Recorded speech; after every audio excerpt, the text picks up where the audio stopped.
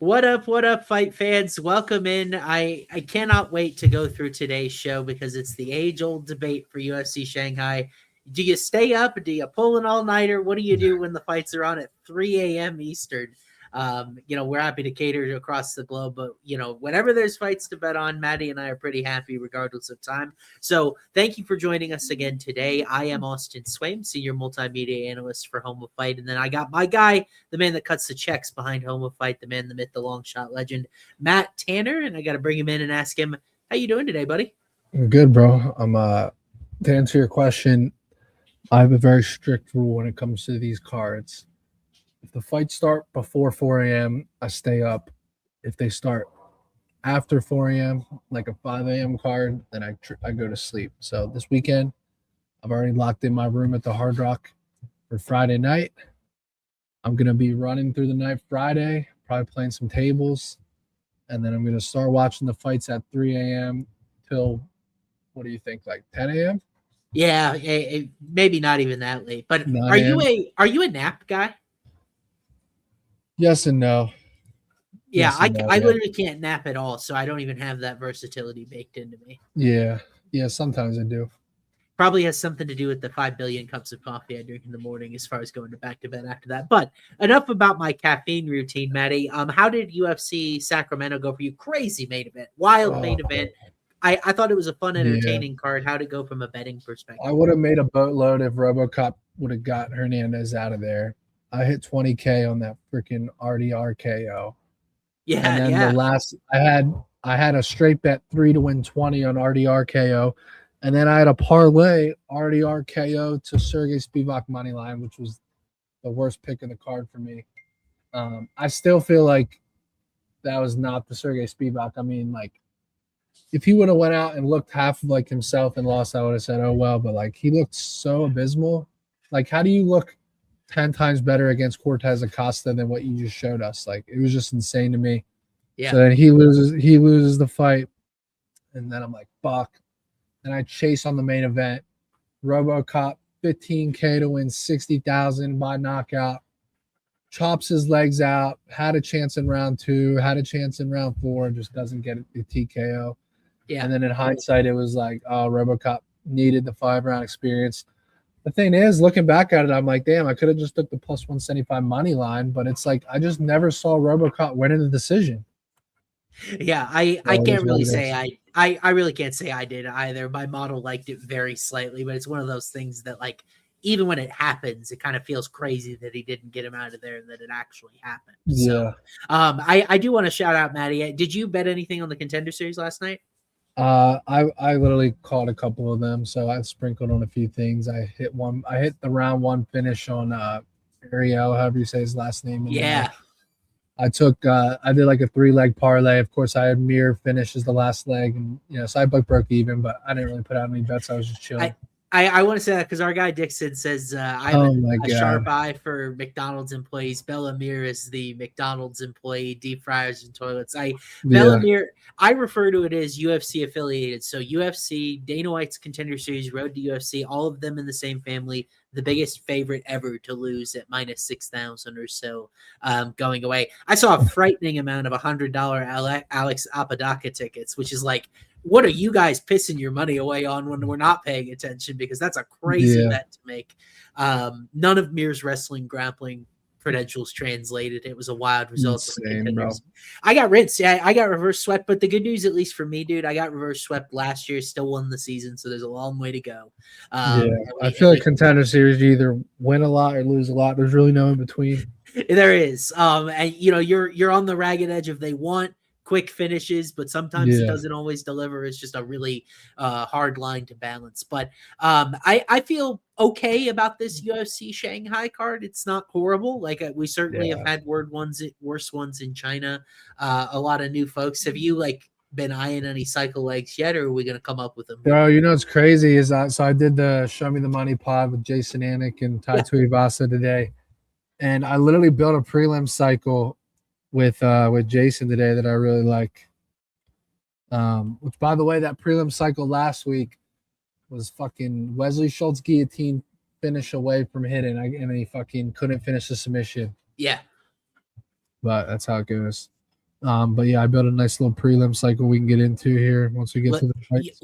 As we go through, let me know what our prelim cycle is as we kind of knock some of these down, because we're going to dive into our prelims. 13 fights, just which seems to be the new stock amount in the Paramount era. Bella had anxiety. Yeah, you never know. Like, MMA is such a tough sport to bet. Like Matty was saying with Spivak, maybe he wasn't 100%. Maybe he was injured. These guys are injured all the time. Yeah. It is a tough thing to go through and to handicap. So we'll see if we can do pretty well through it. Starting with this first one up here at welterweight, we got Ding Meng, your boy. I don't know if you have any attachment to Ding Meng whatsoever. He's taken on Cam Nelson, a UFC debutant in this spot that I got a little bit of a background on, but certainly a rough one, at least to open up from a betting perspective. Ding Meng is minus 142. He flies the China flag, so that's probably why. What do you think of this matchup, man? This guy's got 28 knockout wins. You know, he was scheduled to fight Islam Dulatov. Have you seen that? Back in 2024, August 2024. That would have been a fun matchup. But I think this guy's solid, bro. What's he, minus 140? Yeah. What's that KO price? Probably like even money. Oh, it's plus 170. Wow, KO is that short? Yeah. Whoa. I mean, 28 of his what, 30 some wins are by KO, so I get it. His decision is plus 300. That's, I think, way better. But yeah, I have not taped Cam Nelson at all, though, so I don't have a ton to do here.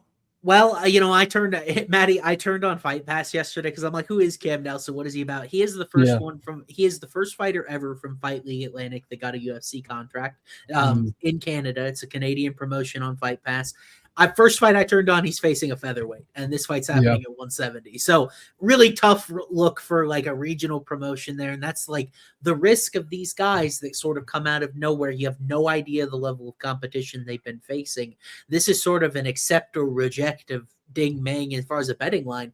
I honestly think minus 140 is kind of friendly because I don't think Ding Meng's bad at all. Like, we've seen him on the Contender Series. We saw him with a really tough matchup against Jose Souza just because of Souza's length. He's so long. He's got an 80-inch reach in this division, and he's got those giant legs too.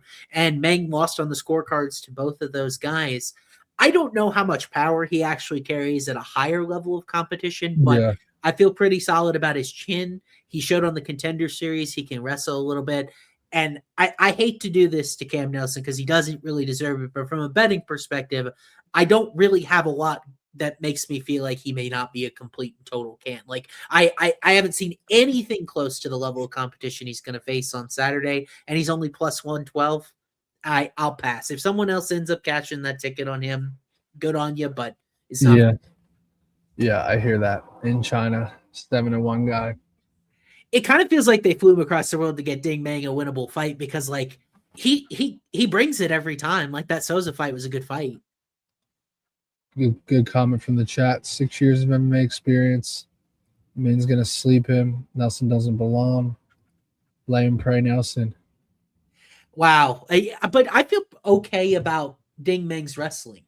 Now he's never faced a takedown attempt, but at least he had a good offensive wrestling stuff. I mean, the guy's had 45 MMA fights, bro. Hopefully he knows how to stuff a takedown or two. Got KO'd by a 3-2 bum.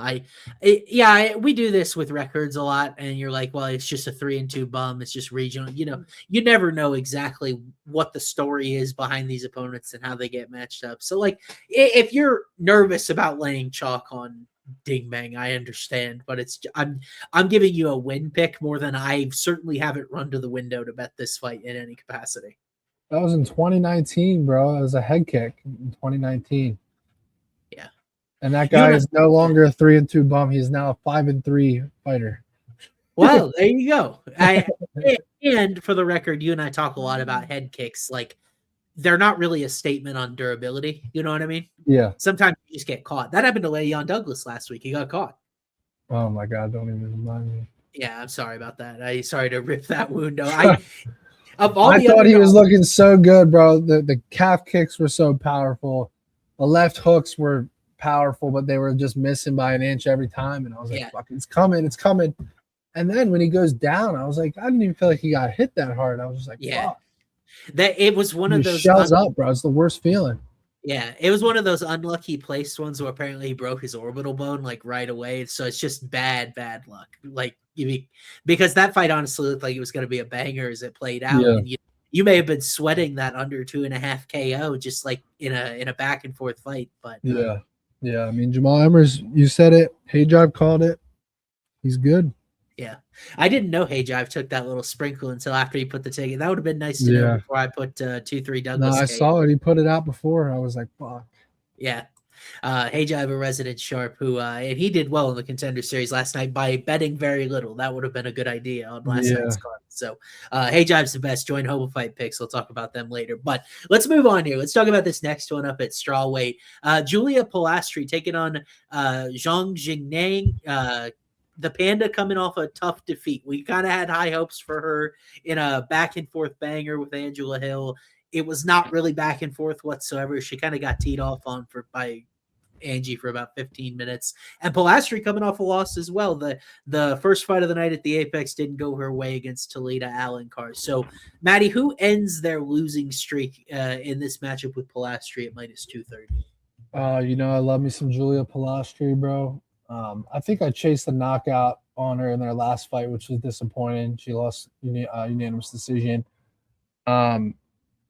This is a violent fight, right? This is a pretty good matchup here. Damn, this girl's 10-0 to the knockout, bro. She lost that unanimous decision against Angela Hill. Yep. I mean, I kind of like length here, even though I want to go the opposite way, but I'm kind of looking at like a Pilastri decision angle here. Yeah. What is that? She's minus 250 right now. Wow. Over 2.5 is minus 500. So I'm guessing Pilastri on the cards is minus 145. Jeez. Oh. Whoa. Pilastri KO is 11-1. At that price, I gotta fucking chase it. That's okay. So that's crazy to me. And I put out my prelims primer today. I never would have guessed that because what we saw from Jingnan in her first fight is she really slowed down from a cardio perspective. Now, Angie, I love Angie. Head kick. Right, I love Angie to death, man. She's got pillow fish. She doesn't have any power whatsoever. She's not dropping anybody. Pilastri really does throw intention behind her shots. She got Carolina Kovalkiewicz out of there late. And look, I know everyone's going to be like, I'm nervous to back Pilastri because she just went out there and sold against Talita Alencar. Alencar has like this weird snake charm, bro, where people are so afraid to end up on bottom position against her. It's like they stop throwing.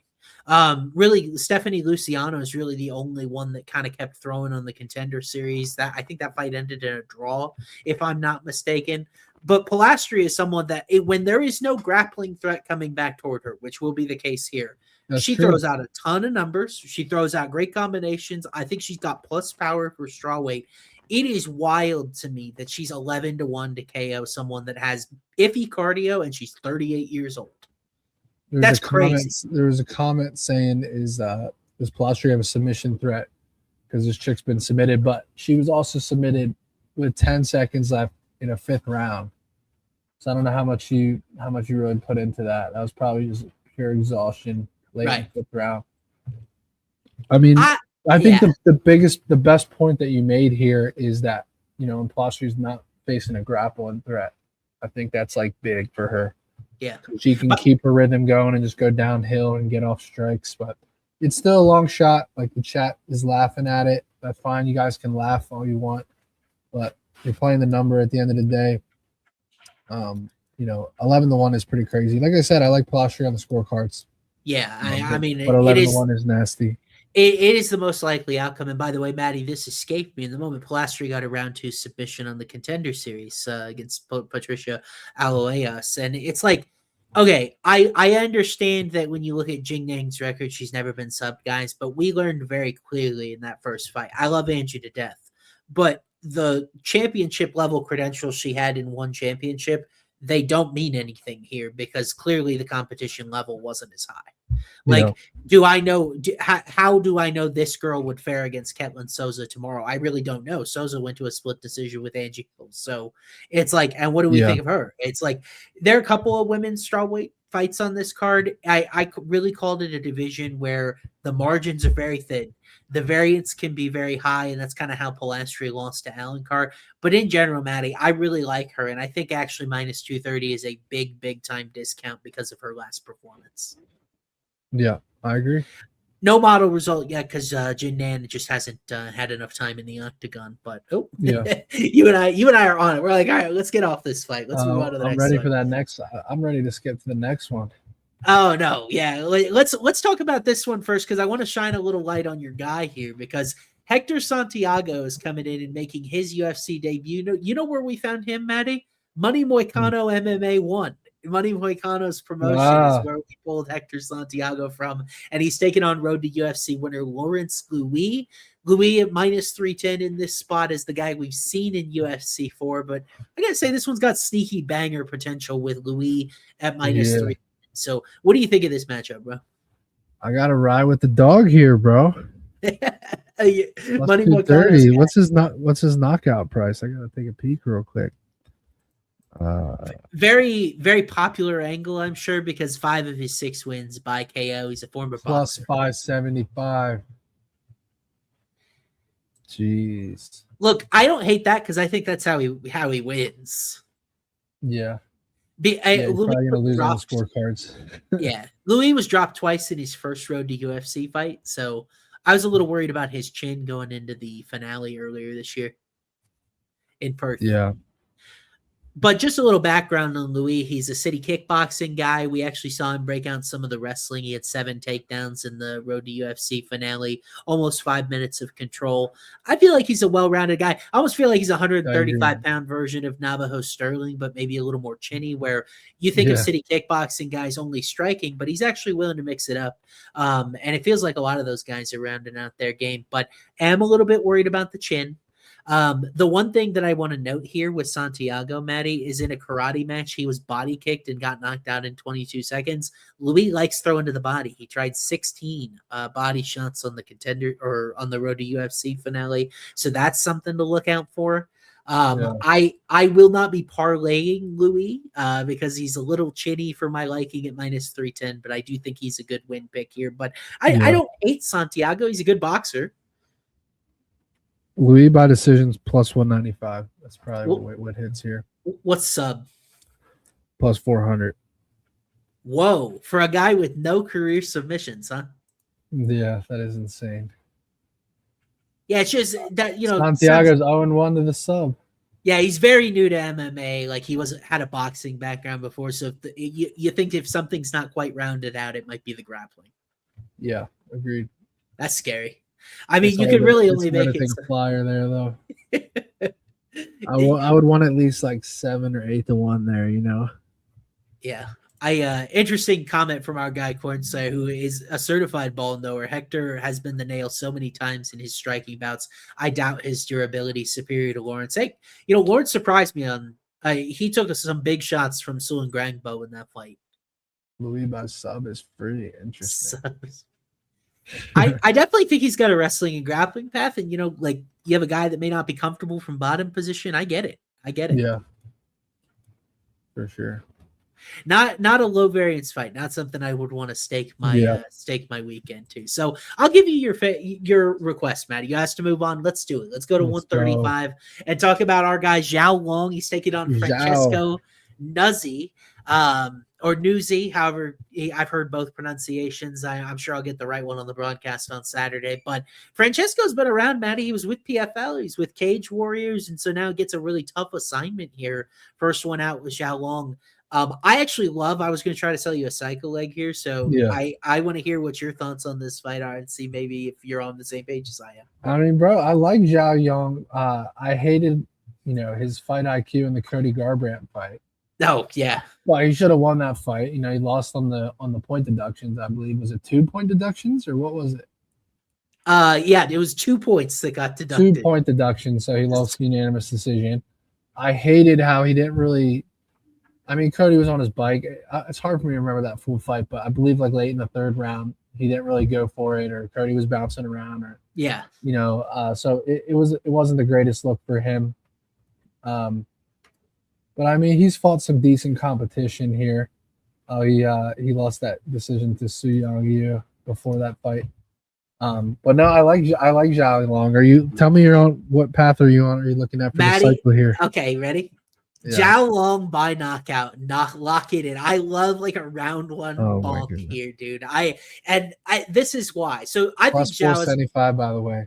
Yeah, I think Zhao is a guy that carries a lot of power in this spot. And Nozi in his last fight, he was actually stunned. He was knocked down like within 30 seconds early in the fight. I think he's a little bit chinny. Now, Nozi is good. He is a southpaw boxer, really quick 1-2. Body kicks and open stances are certainly there. And Zhao is kind of a guy that is like willing to get hit a little bit, if you know what I mean. Some people are very high on Nozi's grappling upside because he's been doing some grappling stuff regionally. I haven't really seen that, at least in the PFL or Cage Warrior stuff. In fact, he was submitted by Mando Gutierrez, DWCS alum, in PFL. So I don't know if the grappling path is there or not. My boy Yu Jitsu is a really good guy on the mat that Zhao was just fine against.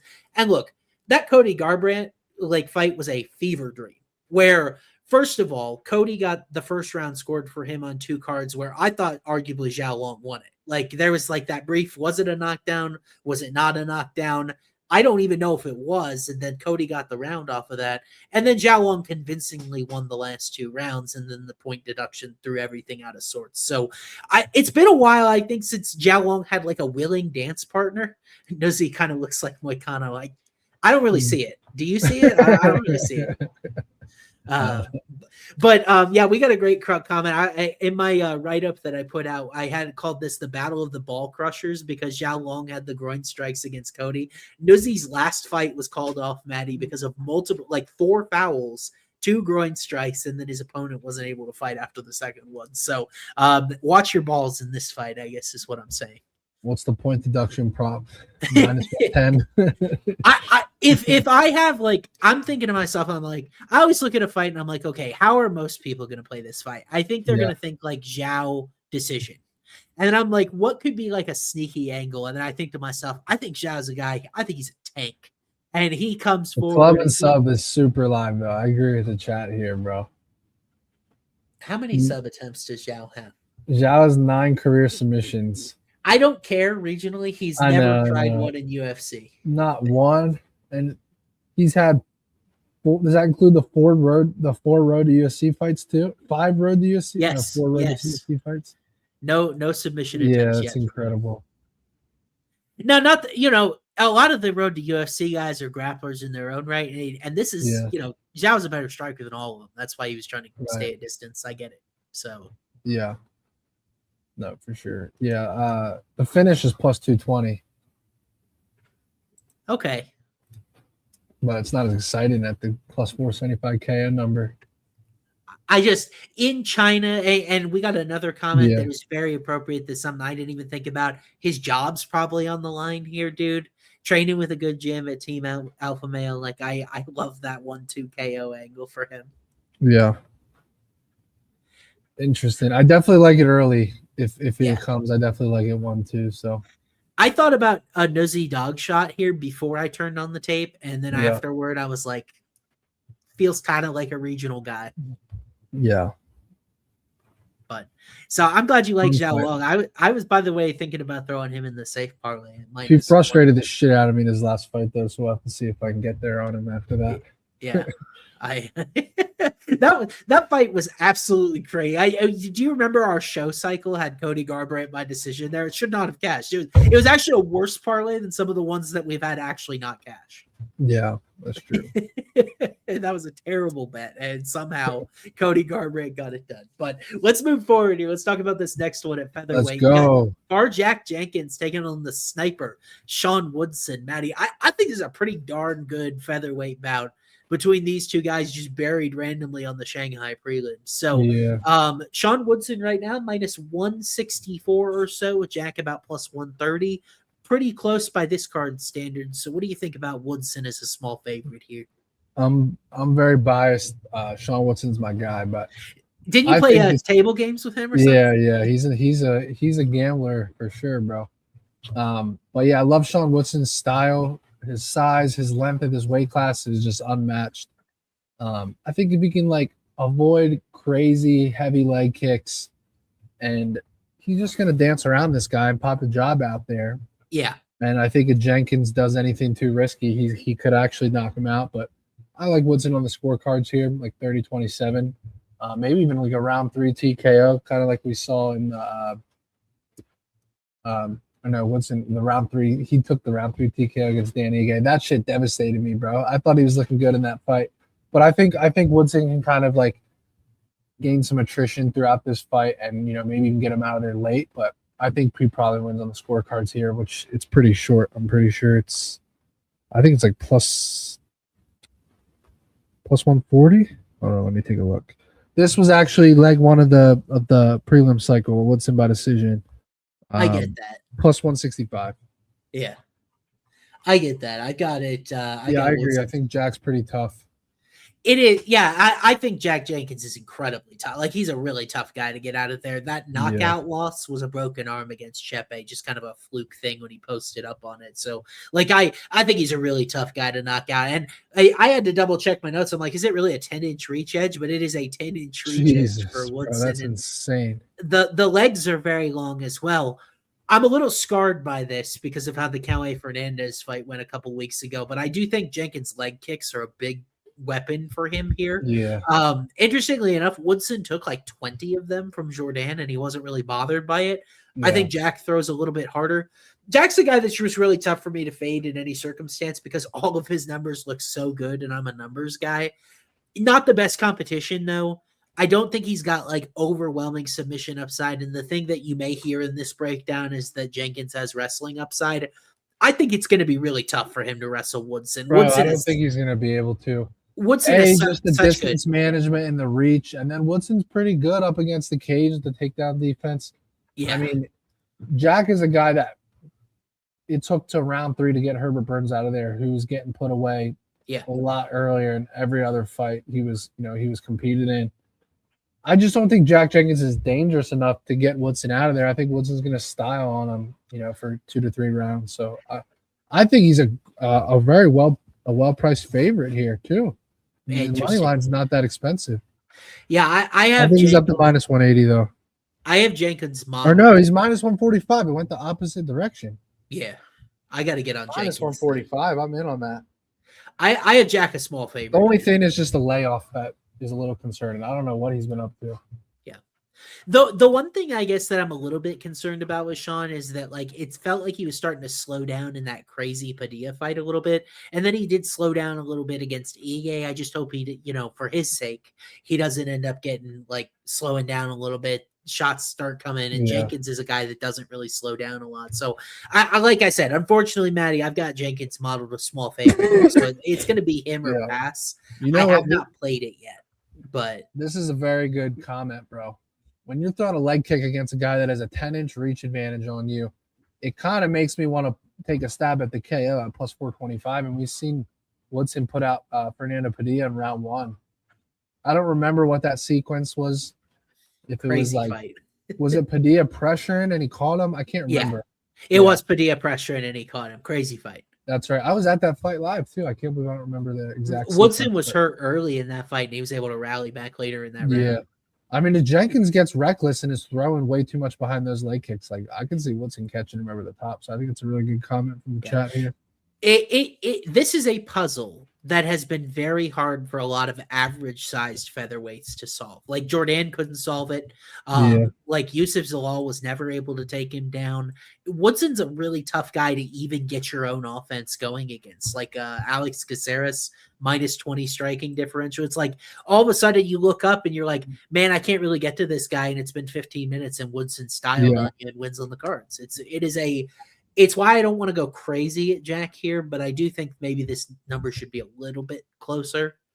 I mean, I get it, but I mean, Woodson's been in there with Dan Ige and fucking like, I just can't get there on a guy like Jack and his skill set. Charles Jourdain, Fernando Padilla, Dan Ige, Yusuf Zalal, bro. Like, come on. Yeah, I'm gonna give you a YouTube. The YouTube commenters love when I do this. because they can yell at me in the comments. Like last week when I said RoboCop was a better wrestler than Brendan Allen, I don't know. It looked like he did a pretty good job defending those takedowns. Just saying. Yeah. But I think that Jack Jenkins would beat Ige pretty convincingly tomorrow.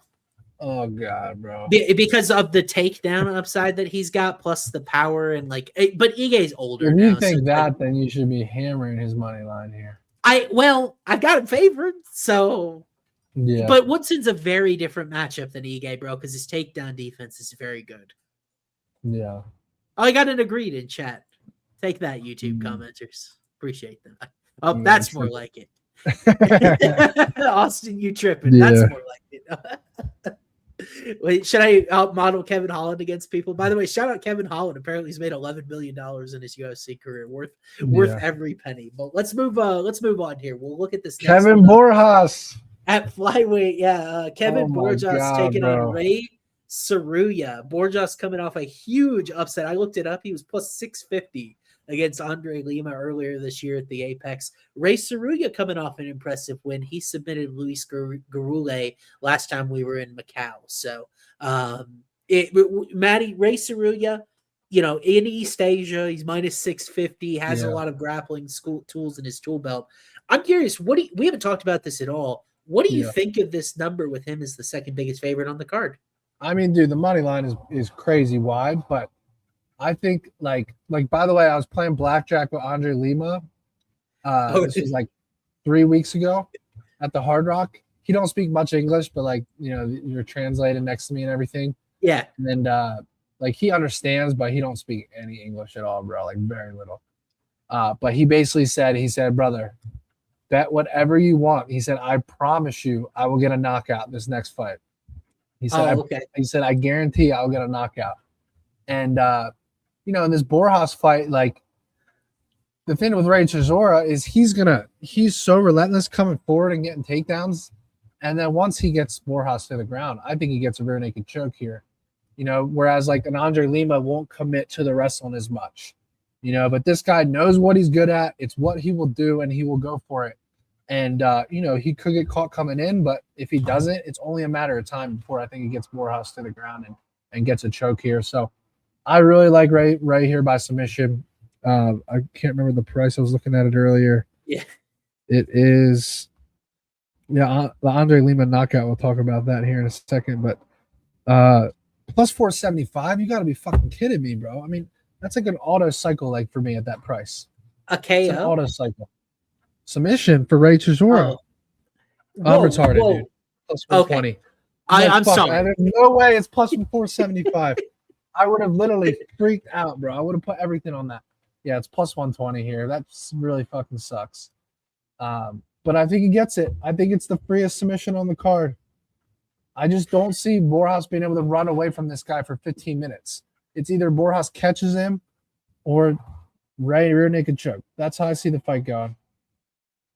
Yeah, I actually I feel like I'm in Groundhog Day because I've done this exact same thing with Kevin Borjas. Like, do I need to make a universal call for respect to go on Kevin Borjas' name? Because even from the freaking Contender Series, he was matched up against Victor Diaz, and everyone said, "Oh, he's going to get submitted," and he didn't get submitted. And then they matched him up against Alessandro Costa, and Costa to the point he was able to ground and pound him out of there. I mean, Costa is a physical specimen. He's completely built different. If I understand at this point if Costa is taking you out of there.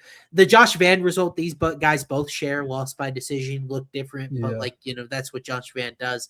But then you made him plus 800 against Imanol Rodriguez, and he hurt him early in that fight. He was seconds from getting the knockout finish, ends up gassing out and losing via KO himself.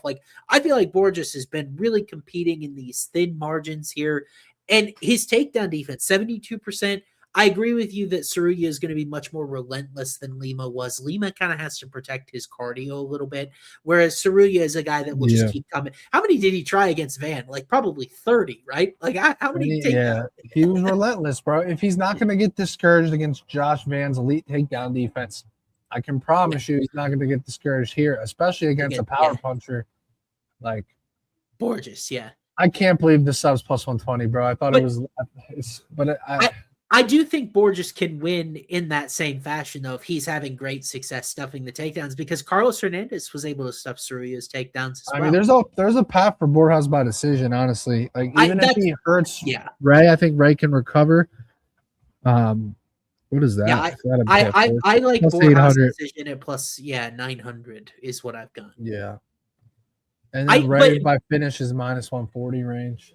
But I call them these money glitch lines. It's like, how many times is Kevin Borges as a huge underdog by decision going to hit? You know what I mean? Yeah. So it's a little bit scary. I have Cerullo sub, by the way, plus 194. It's the most likely outcome in the fight. You have it what? Plus 194. Oh, I thought you said minus 194. No. Shit. I only have Cerullo money line minus 211. Which is still pretty convincing. But I mean, look, at the end of the day, if I need a sub for the cycle, I'm gonna have to go to this. But if I find something with a little more value, then I'll probably jump off of it. You guys trust this guy way more than I do, because I remember the Hernandez fight. It was a sloppy decision. He's only 24. Like, he's a very developing and early in his career. But I mean, fighting Josh Van is great experience. Going, this is a big step down. Yeah, he got destroyed in that fight. Is the problem. I know, but he didn't get finished. He also does have some punches, some ground and pound finishes here. Or no, hold on. I was looking at Borjas only been subbed once. Why did I feel like it was? It's because he's been finished on the ground a couple of times with strikes. That's why. So he got finished ground and pound back in February. Then he got finished by Alexander Costa. The punches from back mount. A lot of people in chat like the Ray KO at plus 400. I mean, a guy that's only been subbed once is plus 120 to get subbed against a submission guy. Like, it's just like fucking crazy, bro. But it's like he's been finished on the ground 3 times in the UFC so far. Even though they weren't all submissions, he's getting finished on the mat. Everybody laughed at me when I took Borges against Lima. I got 13-1 on his decision. Everybody laughed at me. Are you doing? You got to run it back at that rate, bro. I have to. My model. You have to run that back. You're playing with house money, and honestly, it's a great number again. I think Borjas is a lot better than people think. Yeah. Training. I've always liked him, bro. I've always liked him. I'm the one that fucking bet. I bet. Who did I bet? I bet his KO against. I think it was Emmanuel Rodriguez or Sumadurgi. I can't remember, but remember he hurt him early in round 1. Which fight was that? Was that Lazy Boy that you took that against? Yes, Renato Rodriguez. Yeah, Lazy Boy had the craziest fucking chin. That fight was like Marvin Vettori-esque on steroids, bro. It was like the craziest chin I've ever seen in an entire UFC fight. And I was like sick about it. I was like, this is my guy, Borjas, bro. He's good. He can beat the shit out of somebody. And then he drops 2 fights in a row after that, and then he comes out and wins against Andre Lima. It's just MMA. It makes no fucking sense. Right. I just like, by the way, this Pitbull gym from Peru, they're putting a lot of these smaller bodies in the UFC. Remember, Rodrigo Vera pulled the upset in China last time. Another one of his teammates is on this card. He's the poor kid that has to face Bilal Hassan. Nielsen Rojas. He's another kid from this age. Like, it's a good developing gym. Jesus Pinedo, PFL guy's been there for a long time. Like, I think these Peruvian guys, they always have great takedown defense. They got great cardio. They keep getting matched up with grapplers. I don't know why UFC keeps doing that, but I mean, dude, plus 420 is crazy in this fight. There's no doubt about it. That's kind of the way I bet. And whereas I totally get Ray sub here. If you're like, I feel like that's the best sub on the card, because high level, I don't know if I really would really like any subs more than that. Yeah, that's what I'm saying. We got to keep looking, but we'll see. Now I'm starting to think I might have to play that Luis sub someone was talking about. Why is that only plus 400? It's just bonkers to me. It's possible. Yeah. This also true about the Peru guys. Crazy chins, very good recovery as well. So I enjoyed the discourse, and I think both sides of that fight are open and can be talked about. But let's talk about this next one up here. We got the featured prelim. Matty, your guy, Andre Mascote Lima, right here in the next fight. He's taking on Namsray Botbayar, fresh off road to UFC. Another flyweight bout here with Lima trying to get back on track. That Borjas fight, just weird. It never really came to him. Now he's got a debutant on the other side. So what do you think about Moscote at this spot? It doesn't matter what I think, bro. He said that whatever it takes, he said, I promise you, no matter what, I'm getting the knockout. The Joe Anderson burrito rule. I overruled. And it's plus 225 right now. Oh. You know, a guy coming off that type of loss, the way it happened, locked in, I'm riding it, bro. If it loses, it loses. Yeah, I get it. I do think Lima's dangerous fresh in this fight. Have you got a chance to tape Bob Bayar? This guy just lost to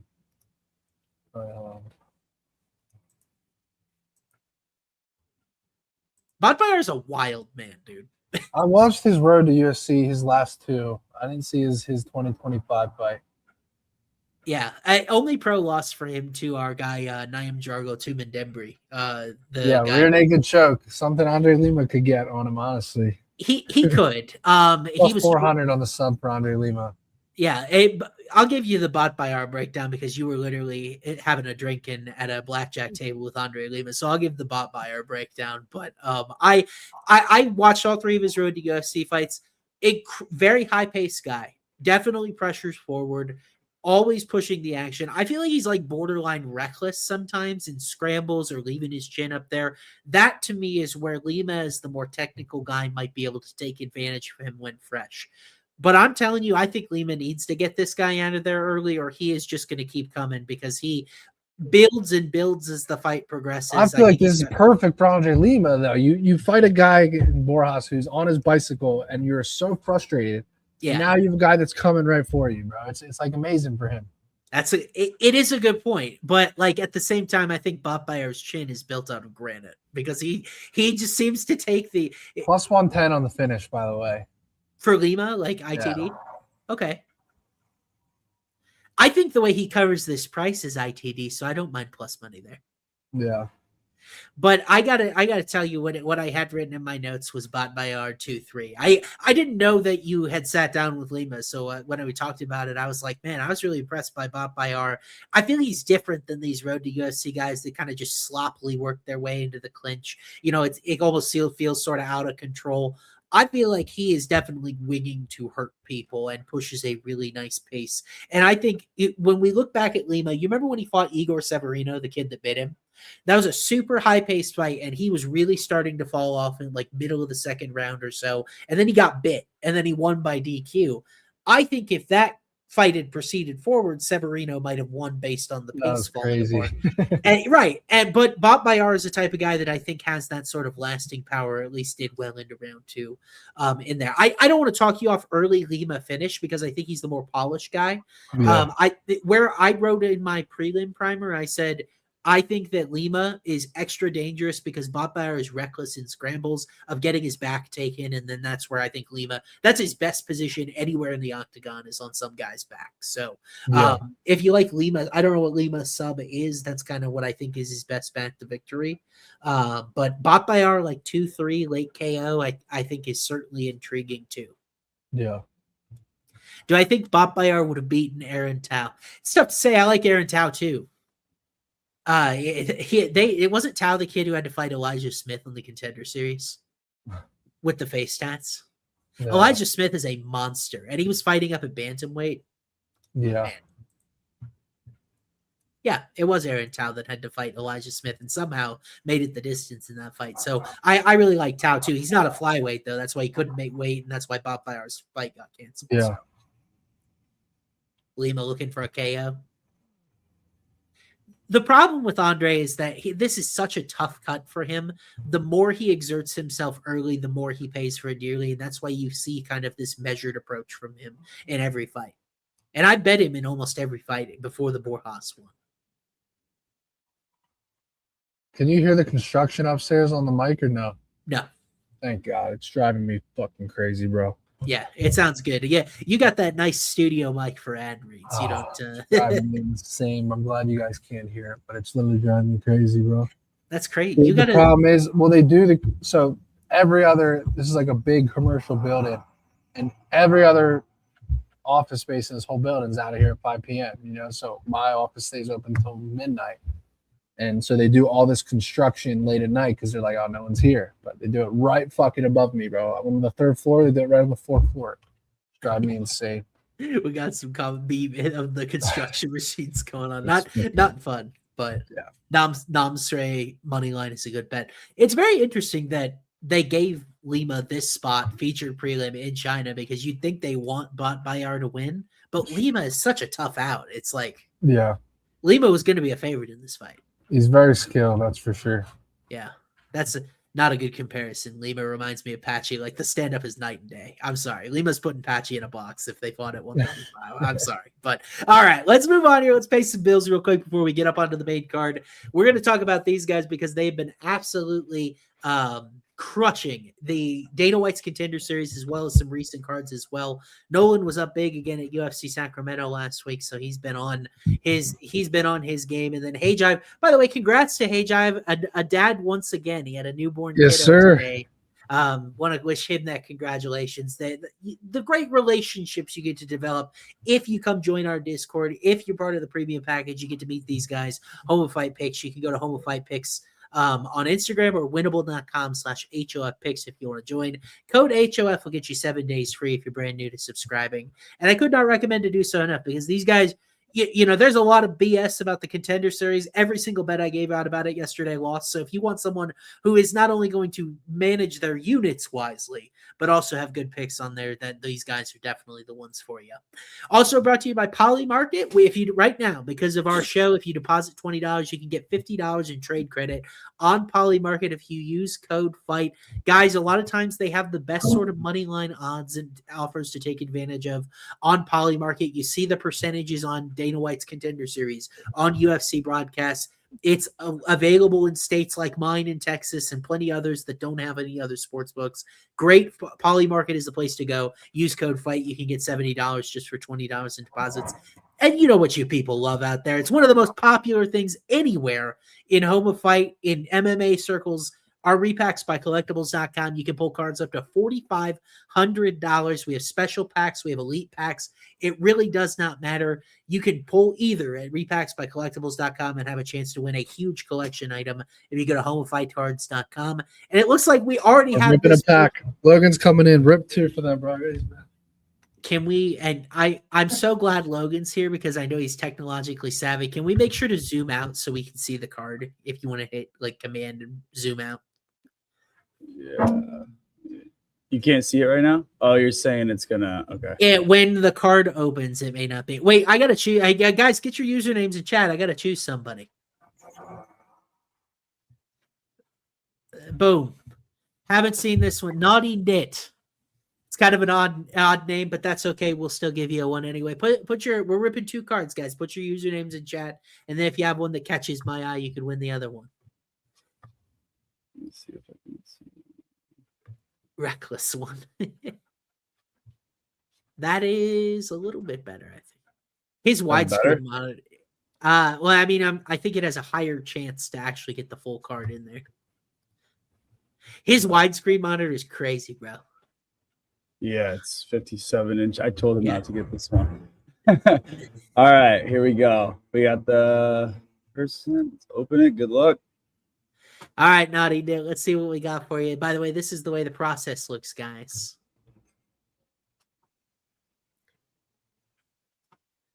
All right, let's see if we can see the whole card. Oh boy, well, it is at least a $70 card by the looks of it. It is a Damir Ismagulov 2021 Panini Prism UFC number 60 PSA 10. So I shout out Damir Ismagulov. I think his last fight in UFC, if I'm not mistaken, was against Grant Dawson. But hey, it's a $70 card, and that guy didn't pay anything for it. So well done to our friend Naughty Knit. So let's pop open another one, Logan.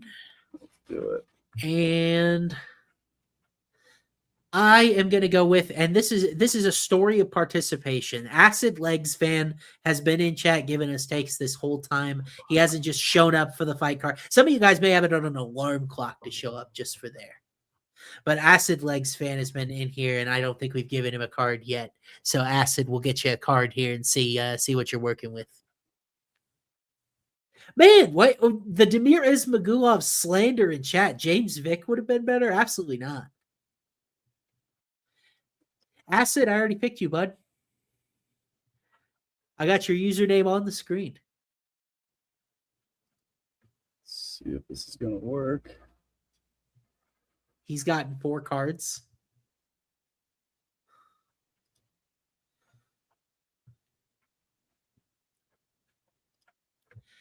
And we want you guys to participate.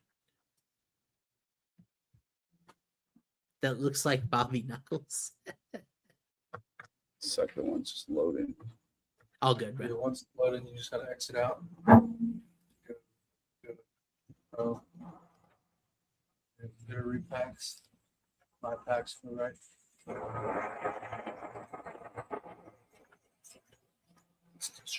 This construction's off. I had to make it full screen so they could read it. Nuts. A gorgeous card would have been. All right, Acid Legs. What do we got? Habib. It is a PSA 9 Sapphire, though, so it looks like a $35 card there. So, I mean, it looks cool, but it may not be the most valuable in terms of how it's graded. But, hey, you know how it goes. So, you got a cool-looking card. You can either send that back or thank you, Matty, for zooming in there. That's good. So that we can see that. But we gave away 2 cards there. Let's go. And then I guess I got absolved of my Jack versus Ige take being horrible as a result. But those, again, if you want to pull your own cards, you don't have to wait for us to do it. HomeofFightCards.com, visit collectibles.com. They do a great job with that program for us to pull graded official UFC collectors items right there. But let's move up onto the main card. You're very welcome, Acid, for your card. And we'll, I'm sure, give plenty of those away the rest of the time. At some point, we're going to play trivia again. Really, it would be helpful if we had an off week to play trivia, just because I've got a lot of stuff going on. It's not Maddie's fault. It's not anyone's fault. But we would like to play trivia again. But let's get up onto the main card here. We got Maddie, the star of the Contender Series, probably so far this season, Belal Hassan taking on Nielsen Rojas. And as a result, main card in Shanghai for your first UFC fight. Biggest favorite on the card. I guess it doesn't really get better than that. This kid hasn't given me any reasons to fade him yet. Has he given you any reasons to fade him yet? Bro, I think he's like the fastest fighter in the entire UFC right now. Like, yeah. Is that fair to say? That's because it's a flyweight. Yeah, I would agree. Yeah. I mean, it's insane, but they're not giving him an easy task here. This guy's 9-0. Yeah. 9-0 with 7 knockouts, and he looks like a monster. So this one will be interesting. Just at first glance here, I kind of am looking at like a 2-3 angle for Hassan here. Against a guy that's historically durable, is 9-0, 7 knockout wins. I don't think that Hassan's gonna be able to just put this guy away instantly like the last fight. Round 2 knockout is plus 425, and round 3 is plus 650. Dang. Hassan over 1.5 is like minus 122 if you parlay those together. Wow. So then you get the decision too. Yeah. Hassan sub is live, says the chat. Yeah. Bro, you want to know his round 2-3 sub? It's 30-1 and 40-1. Oh, Hassan does have that in his kit. So it is something that just because he's got the speed, because he's got the knockout power, you don't want to completely forget about. Yeah. But these guys are obsessed with the knockouts, man. They never want the submission. I know. When they've got a choice, it's always KO. It's funny because if you just look at these guys' pictures, you're taking the guy on the right. Yeah, I mean, like, and the thing is, like I mentioned, Pitbull in Peru, Rojas trains with Kevin Borges. I like the gym. Rodrigo Vero is one of the guys from there as well. Like you said, he's undefeated. I mentioned all the attributes you usually get: good chin, good takedown defense. I don't think this is like a layup for Hassan. He may end up aging as one of the tougher guys that Hassan ends up fighting for a while, because after this, they're going to throw him in there against, your Chapelines or whoever. I can see his next fight being a step down from this. Right. And we never know where Rojas is going to go from here. And like, it reminds me a little of, you remember when Kavanaugh fought Jose Ochoa? And that was overseas again, kind of like this. And you're like, wow, Ochoa is really talented, but at the same time, he was kind of a step behind at that point. Hassan's just so well tested. If you didn't watch the Contender Series, you don't know him. Longtime CFFC champion. Like, we knew he was coming for a long time. He was until yesterday, the biggest favorite in Dana White's Contender Series history. Unlike Bellemere, he's actually very good at fighting. So I think Hassan's like a top 10 flyweight on the planet right now. Is that like a crazy take to say? No, it's not crazy at all, bro. You never really know, like for a fact, but he's 25. He's been through the development program. Like, I don't see a lot of holes in his game, at least ones we've seen exploited to this point. So maybe I would like to see a little bit longer fight and see kind of how the pace maintains, how his cardio maintains. Can he mix up his grappling? Like, those are all questions that I'd like to see answered, but I do agree with a pretty sizable favorite against anyone that's not really proven at this level. Yeah. But the under might be a little bit too short just because he slimed out India there in like 20 seconds. I know. He's nice, bro. He's so quick. Yes. I mean, that poor kid they made him fight on the Contender Series had no chance. Yeah, zero. So I mean, we're in agreement there. There's what do you think about the total with 1.5 at minus 160 for the over? Say it again, bro. I can't hear right now. Oh yeah. Oh, it's starting to creep in when you talk, by the way, but it's not bad. It's not bad at all. But okay. We can tell they're terrorizing you. But over 1.5 is minus 160. I'd rather just play the 2-3 finish for Hassan, but I don't hate it. I don't think it's going to be a layup. This fight's going to be a layup for him. I'm kind of looking at like a base play of Hassan over 1.5, and then I'll add the 2-3. Yeah. Man, those sub numbers are so big for a guy that might be really durable. Yeah, that's true. I mean, 2,500 and 4,041. I can see him show the grapple in this fight. Now that I think about it. Just to be like, oh, you guys seen this now? Like we see a flash KO and like he's this upcoming superstar. Like, what if he pulls out a submission here? I can see it. Somebody on this show, someone that apparently only gives out terrible picks, gave out Anthony Wynn round 1 sub last week at 8-1 and said maybe he shows off the toolkit a little bit. I'm just saying maybe a little something else there. What is Hassan points, by the way, if this kid plus 240? Plus 250, and the sub is 10-1. That feels kind of short. Yeah. Get this little John Jones loves vodka peasant off of the stream. Humphrey scenario written all over it. Oh, that was crazy. That didn't know how to defend a Kimura. Oh yeah, his defense was just kind of like be strong and pull against it. It was crazy. Yeah, bro. But that was an elite read on the submission, though. Yeah, I just figured that was Chapman's weaker angle, and we'd seen him go to an arm triangle before, so. Yeah. Hey, sometimes I get him right. Now, unfortunately, that Medeiros Jones total really hurt me last week. That was like one of the biggest misses, which is a crazy result that Mason Jones went out in less than 2 rounds to freaking Medeiros. Oh my god! I could not believe that. I mean, Medeiros has been kind of an unimposing point fighter his whole career, and he finally sits down on one and really had Mason Jones is just, he don't give a fuck, bro. He's kill or be killed. The dude has to wrestle before he's got multiple concussions. Please. Yeah. Mason, in your next fight, listen to me. Please mix up the wrestling early. But we'll move forward here because we have a light heavyweight showdown that is more of a showcase in a way. We'll see if it comes to fruition. Say Liu taking on Levi Rodriguez Jr., who's trying to wash out that bad taste from UFC OKC. He lost to Felipe Franco that night. Liu makes his UFC debut. Matty, have you seen much here on my nickname for him is Big China because this dude is a monster. Have you seen He's gonna knock Levi Rodriguez out, bro. Why are these odds so tight? Dude, this is crazy to me. I mean, Matty, there's a lot we don't know about Liu. Minus 135 on the KO, bro. Are you fucking kidding me? Wow, we immediately had 3 like Levi by sub takes. Oh my god. Minus 135? Unbelievable that Levi is like a consensus in our chat at the moment. No, he's getting knocked out. I have to say, Liu's tape is a lot of fun because he is this giant man. Like he towers over everyone. I don't believe his reach is 77 inches. I'm putting this dude in the fucking cycle, bro. By KO? Yes. I might do a chalk cycle. Ray Chisora submission. this dude by KO. The cycle's gonna be like 6-1. Umar by decision at the Umar end. by decision. It's fucking free, bro. The Austin. I'll just take the Umar fight to go the distance. The chalkiest cycle of all time. It'll be like 7-1 odds. Yeah, guys, I cannot turn around and in good faith. I understand the unknown with Say Liu.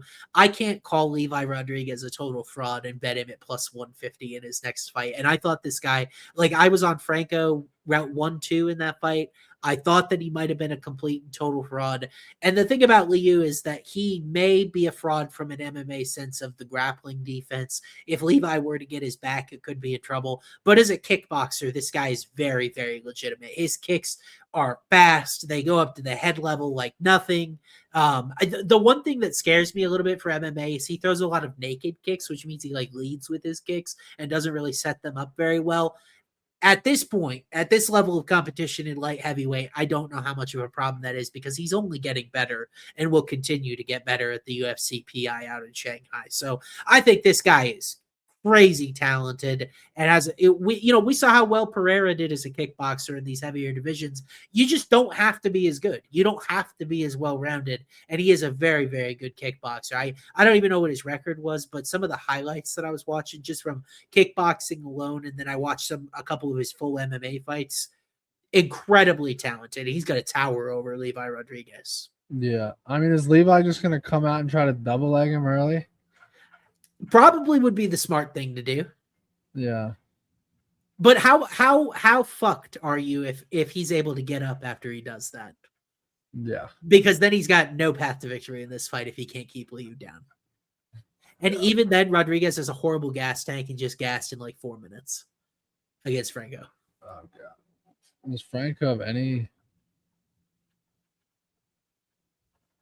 Or not Franco. Levi doesn't have any submissions.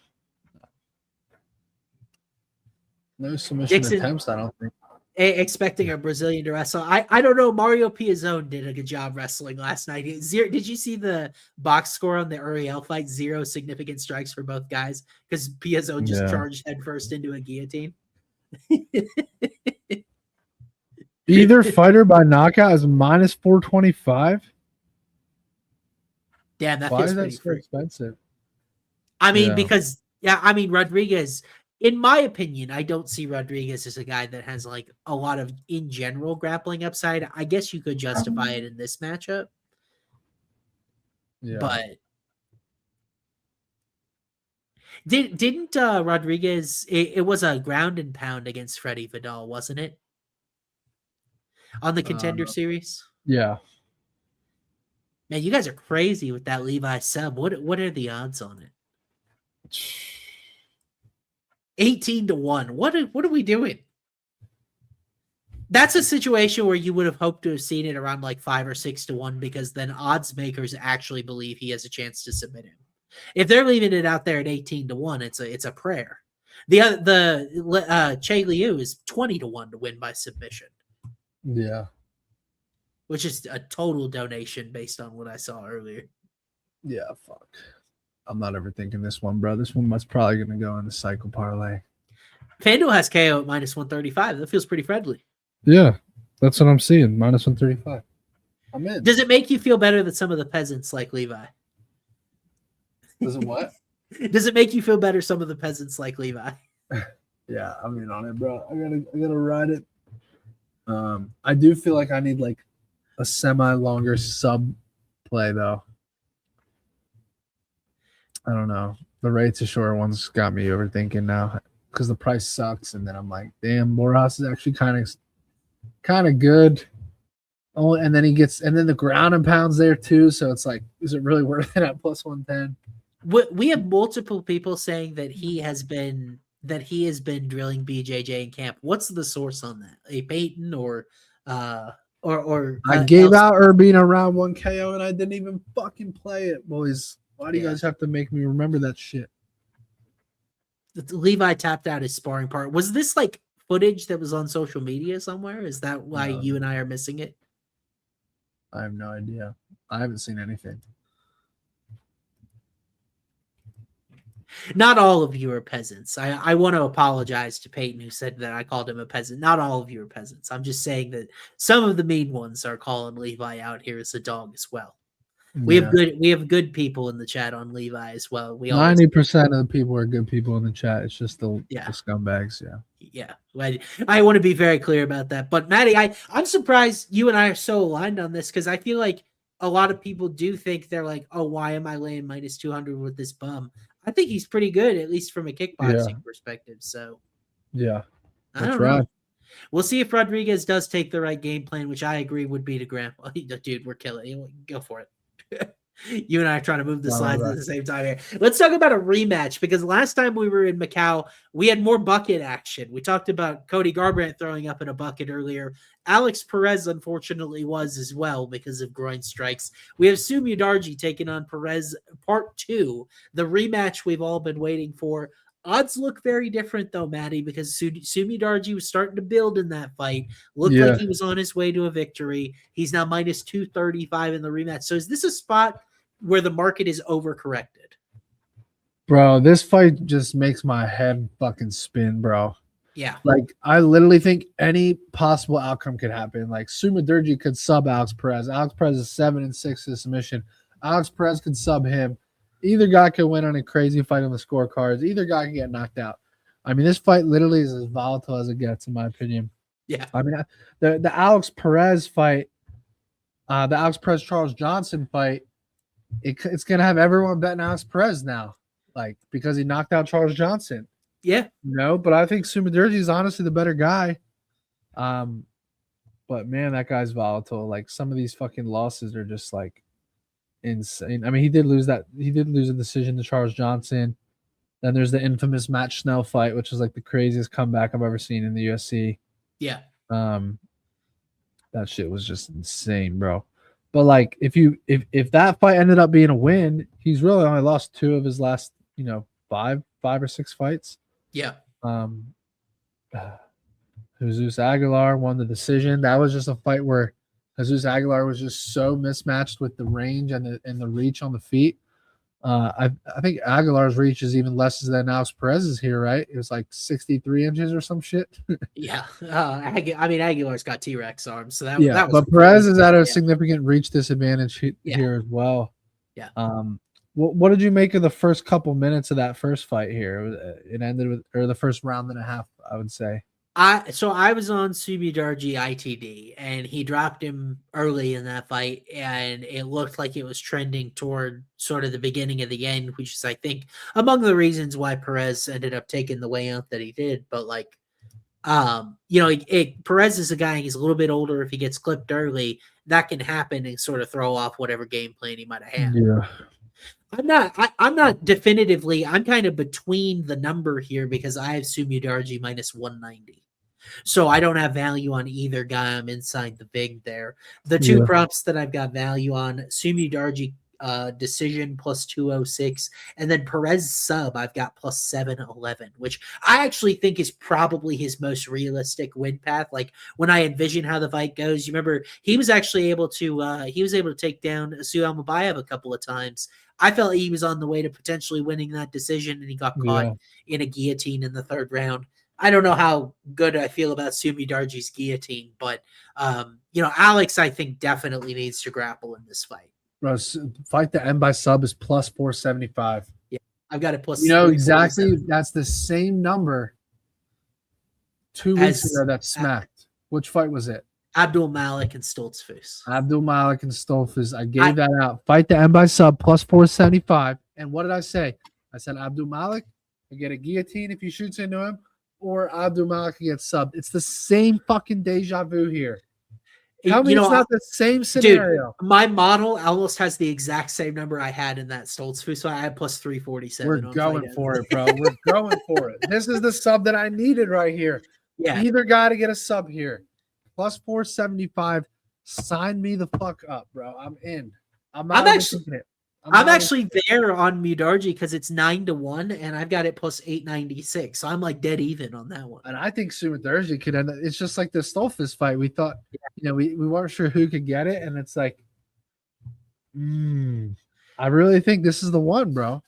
Based on the way Sue's career started, him submitting Alex Perez would be crazy because early in his career, total grappling liability. He's but just if got it's that crazy, Alex Perez is so volatile to the sub, bro. Especially the guillotine. 60% of his losses are by submission. Yeah. Now, he did get to round 3 without Swaim Abayev before he got guillotined, which that's kind of impressive. Tatsuro Tairo, that was an injury. He went 3 rounds of Mikhaev. That's probably not good news for a Sumaderji sub. Pantoja, easy round 1, rear naked choke. Davis and Figueiredo, guillotine loss. He sticks his neck in bad places. He's been armbarred, guillotine 2 or 3 times. What's a Sumaderji Gilly on BetMGM? That's what I'm going to find out. Just out of curiosity. We got the same question from Jorge Macias. Yeah, it's probably a dog shit number these days at MGM, bro. MGM's never been the same since the Walter Walker heel hook, bro. It's just you slapped their heads, dude, and they never forgot about it. Never. Let's see if I can find it on here. Where are you? There we go. Fight outcome. I don't even see it.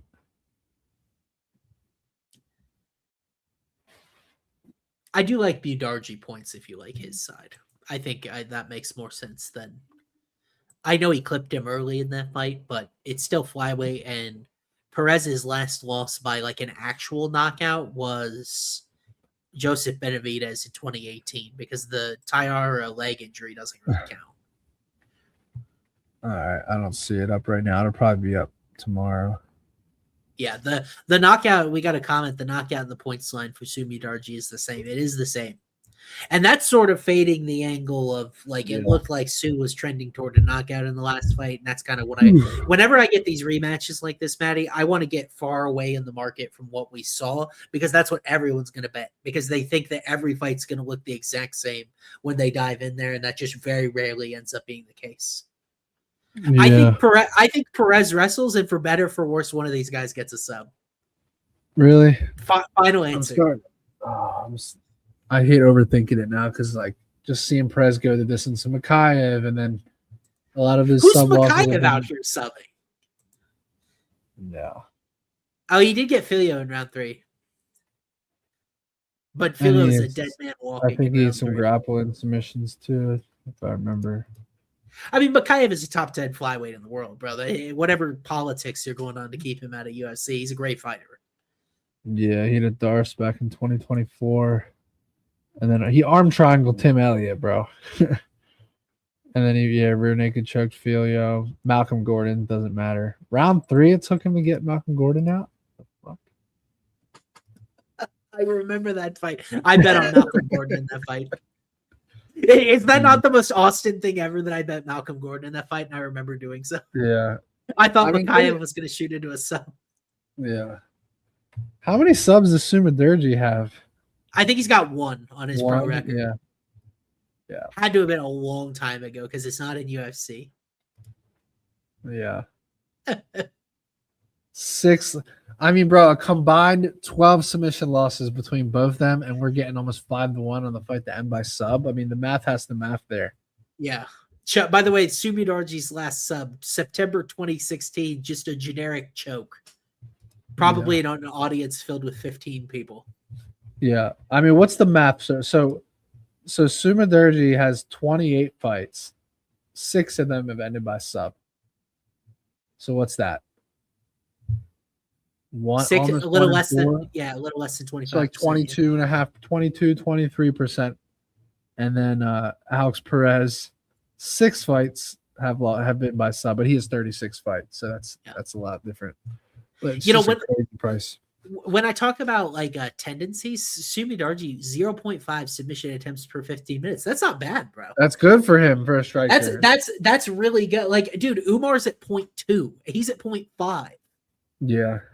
This is a good comment from the chat here. You've seen Sumaderji attempt a couple gillies. It was against Charles Johnson is where he attempted those a couple fights ago. Really good memory by our guy, old man. But let's we spent a lot of time on Sumidarji. What do you think, Alex Perez? Alex Perez was losing that fight, right? Yes. You don't think he's like, oh, I can't really come out and just strike with this guy. I have to wrestle now. That's what I think is going to happen. Yeah. And we got a question. Did he really wrestle? I mean, he tried 2 takedowns in 7 minutes. Like, that's not really the same commitment that I think he needs to come out with here. Yeah. It's a tough game plan when you're 34, but all right, let's move on. All right, yeah, let's move on. Let's move on before I completely talk to you into putting it into the cycle. It's our Abdul Malik golden goose that we can get back. But let's take a look at this next one here. I hope we're going to be aligned on it. I've got Kai Asakura taking on Aori Qilong here. Kai looked great in his bantamweight debut. It was Cam Sutherland, but he still slimed him out in the first round. Aori Qilong coming off nasty one-sided battering against my guy Cody Haddon. I think Cody Haddon is next up at 135, so no issues with Aori for that result. But what do you think of this matchup? Maybe those wins affecting the money line a little because Asakura is minus 430 here. Yeah, you know what, bro? Everyone's going to be on Kai Asakura by knockout because of the recency bias. Sure. Richie Lone's only been knocked out twice. Yeah. And one with Cody Haddon, who we think very highly of. Ground and pound. You can't tell me the value's not on Kai Asakura by decision at plus 300 here. I like that too. And I want to bet the knockout, just like everyone in the chat probably wants to bet the knockout. But there's just so much recency bias on that knockout. And it's like 3-1 against a guy that's historically pretty durable and that we're confident will probably get outstruck by Kai Asakura. That's a crazy price. And he's probably going to try to wrestle too. Yeah. Who was his other knockout loss to? You talking about Zahabi? Yeah. Zahabi. Very quick. The Zahabi in Canada very quickly. Yeah, fuck. But the thing is, damn well if I play Asakura decision, he's gonna start them in fucking 60 seconds, bro. I told you before his fight against Smotherman, I didn't like this move to 135 for Asakura because when he faces a grappler at 135, he had problems with Pantoja and Tim Elliott. Now you're gonna get a bigger guy. Aori Qilong's not really a grappler. Like he mix it up a little, 1.11 takedowns per 15 minutes, but he's not really dangerous on the mat. Like he's hoping to hold people against the cage, maybe get an occasional takedown or two. I think Asakura decision and length in his bantamweight fights in general is going to be a really smart read because I just don't think he's going to carry the same power. Smotherman very chinny, Aori Qilong not, in my opinion at least. And he was in that fight for a long time against Haddon, taking an absolute beating. I really don't doubt the guy's toughness. The problem is I just don't think he's very good. You look at how some of his wins have aged. Cody Gibson, very quick KO, was the first KO loss of Gibson's career. So you throw that out there. But other than that, dude, Johnny Munoz Jr., Jay Perrin, Cameron Elsey. His wins are so bad, bro. So bad. He doesn't have one quality win. It's not a and Kai Asakura is been fighting the top of the flyweight division. And it's like just because he lost to Pantoja, I don't think that these guys are even on the same level. Yeah. Yeah. I mean, I kind of think laying 4-1 as a favorite is not a bad play here. I did parlay him earlier this week. What did you get? I got Sakura minus 420. So don't know what it sits at right now. But Asakura points is plus 410 on FanDuel, dude. What a number. Oh, that's insane, dude. That's a crazy number. What's the KO? Minus 165. Yeah. Boy, that makes, I mean, I can't even play the decision at 3-1 after hearing that. Just on principle, you know? Yeah. Yeah. I like the move up for Kai, truthfully. Oh, dude. What if they I'll tell you my guy Jiu-Jitsu would submit him. He can't grapple. He doesn't but they're matching him very intelligently for a fun fight here. I think this low key has like fight of the night type of potential between these two. Really? Because Aori's a zombie, dude. He just keeps coming. I think it's one-sided, but I definitely could see like a fight of the night type of fight here. That's true. All right. Well, it's Kai by KO or decision. You guys decide. Yeah, I do see in chat the comments about the body shots, which like Asakura is very nasty with those, especially like step in knees. Like that would probably be the KO fear more than like how he finished Smotherman to me. Yeah, that's fair. So We'll decide. You and I keep doing that. All right, let's move up here. Co-main event time. We got women's strawweight. What else could we ask for? Yan Xiaonan taking on Denise Gomes here, Maddie. This is the first time that we've seen Yan Xiaonan in a hot minute. She lost to Jandy Hoba last year, has taken some time off. And now Denise Gomes is also stepping back in, looking to push her winning streak to 5. I didn't even know it was that high before this week. So, Maddie, what do you think about our girl, Denise Gomes? She's plus 132 in this spot against the hometown girl. I like her as a dog here, bro. But, I mean, Jan hits hard as shit. How do you feel about Denise Gomes' cardio? Like, if this gets to, like, round 3, though? It's fine. You fine with it? Yeah, this could be a good coming out party for her, bro. I agree. Denise by decision is plus 275. Yeah, I bet her this afternoon. Can she mix in the grappling and just land the bigger shots and win on the cards here? I've got Denise decision plus 227, so I like that value a lot at that number. But I've also modeled Gomes like a 57% favorite here. Her KO is plus 475. I'm not ready to get there. I don't hate it. Not in this. I just think it's too big of a step up for her to starch this chick. I've got plus 412 on KO. I agree with you though. It's Giannis not. When have we ever Jan's seen been KO'd once? You know, you go the distance with Weili Zhang. She shouldn't have. That should have been a round 1 submission. That's true. But with that said, she still went 4 rounds after that with her Weili's, power and striking. Yeah. And then her only KO loss was the ground and pound from Crucifix against Carlos Esparza. And then to your point here, 2 submission attempts in the last 4 fights. That's why I really like Gomes' money line here rather than picking a specific exact angle. Yeah, I remember. I chased the sub on her at the Apex. I was there in person. Yeah. And as she was walking out, she was like walking out. I'm like, submission. She walked out right behind me at the Apex. That was the Gilbert Burns, Michael Morales card at the Apex. Which card? Oh, Elise Reed, dude, and she KO'd her cold in the second. Bro, I was like, well, so much for that submission, bro. She fucking killed her. Yeah. It was bad. Yeah. She is the new Jessica Andrade, dude. I love this chick, dude. Yeah, I do too. Like legitimate decision, bro. I like decision. I agree. I model approved as well. The submission is, oh my god, you know what the number is on the sub? What is it? 14-1. Yeah, I've got 13-1, so that makes sense. Wow. Jan is just a tough girl to sub. Mackenzie Dern couldn't do it in 25 minutes. Jandy Hoba couldn't do it in 15 minutes. So we're gonna bet on Gomes. You know what I mean? Yeah, I mean she would have to hurt her, bro.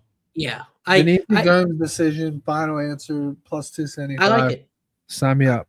I like that number is way better than I was anticipating, dude. I thought it'd be like plus 200. And some of the people who put in chat here, bro. I put in my write-up on Discord. I think motivation is a big thing for Yan Xiaonan here. She's not close to a title. She got destroyed by Weili in the title fight. What is left to fight for here other than kind of just showing up at home? You know what I mean?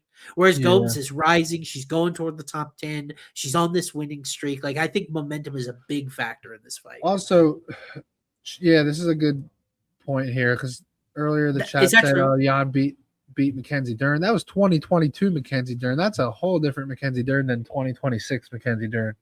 Well, that was Joe Biden, not Obama. Yes. Whatever. I mean, it does make a little bit of a difference. Conor McGregor was like UFC champion when Obama was in office, but Yan by KO since she knocked out Andrade round 1. What is this fight? What is this fight to go the distance? Minus 275. Wow. I mean, I've got minus 184. Yeah. Just a lot of like respect toward Gomes' power mostly there. Yeah. I mean, I've got Yan 11-1 to find a finish, so that sounds right to me. That's crazy. She did get Andrade out of there when Andrade took the fight on like 2 weeks' notice. Yeah. She's got some pop in her shots, that's for sure. You said that earlier. I disagree with you. 0.22% knockdown rate, not good in her sample. I mean, Tabitha, you're not putting away Tabitha Ricci on the feet. Verna's a zombie, but she's fought good competition. That's for damn sure. Yeah.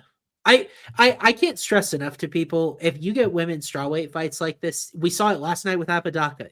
Take the plus money, because it's like there's not a lot of power. There's a little bit of variance. It's like all of a sudden you get into like a slimy decision and you laid minus 170 with Jan at 37 years old. It just, it feels, if Jillian Robertson and Angela Hill fought tomorrow, would it not be a split decision? One of them's not even ranked. Say it again. Angela Hill and Jillian Robertson fought tomorrow. Would it be a split decision? Give me Angela for sure. But Angie's not even ranked, and Jillian just fought for the title. That's what I mean. Like the margins are so thin, it's like, give me the plus money almost every time.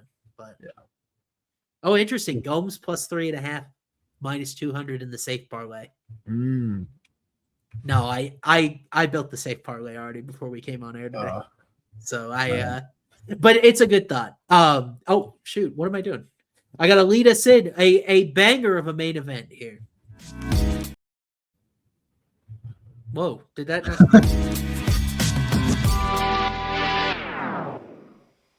It was my fault, Austin. I just never announced my presence.